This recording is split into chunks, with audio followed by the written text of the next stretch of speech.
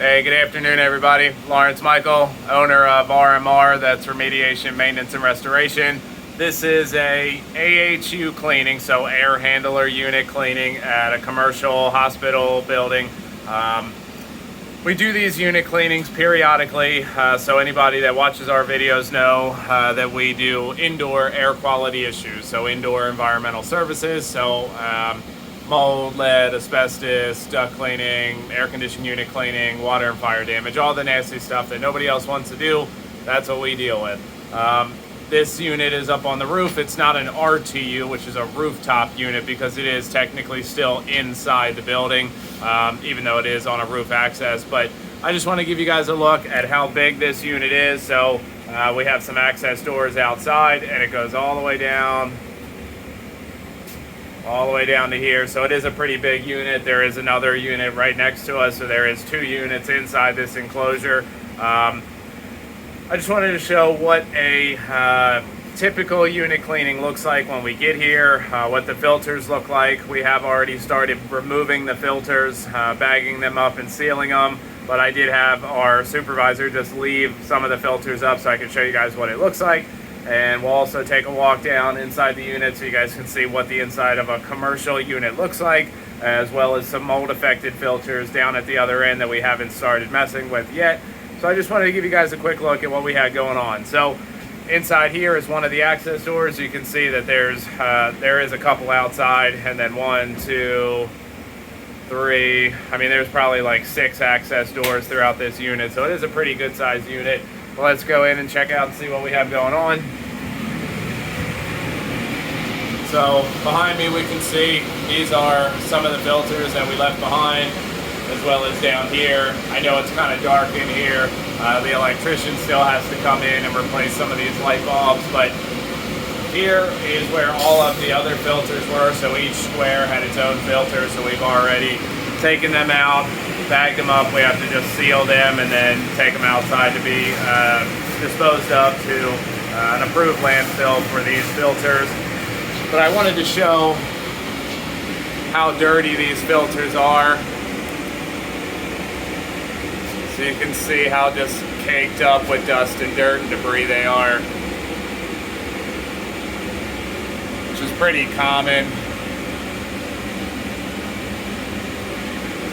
That's a pretty common occurrence. We can also see that there's a bunch of dust and dirt on pretty much every interior surface in here.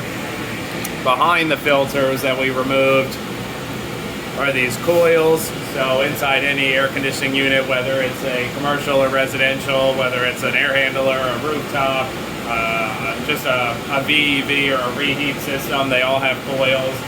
We have to clean all these coils out, so we air lance them. So we use a compressor with high compressed air to blow through the coils the opposite direction that they're normally running. So as they're normally running, say the airflow is going this way, it passes through the filter, goes through the coils.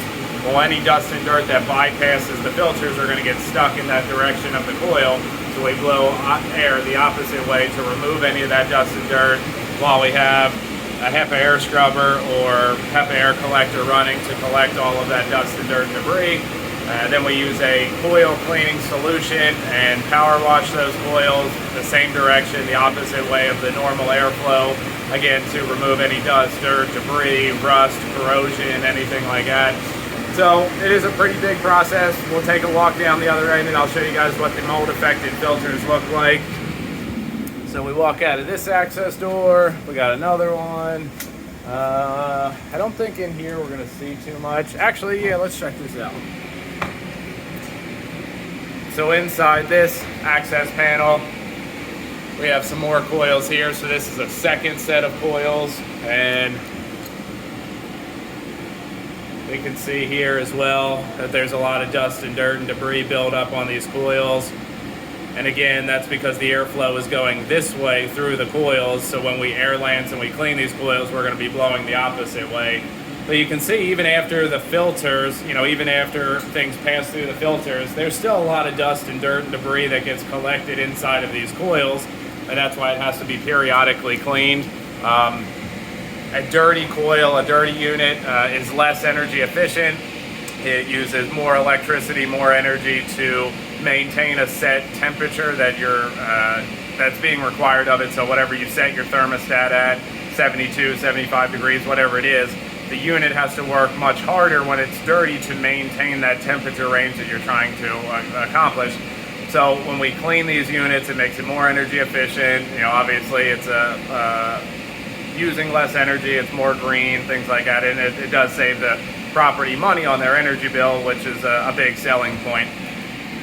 These are pretty cool, these tubes here.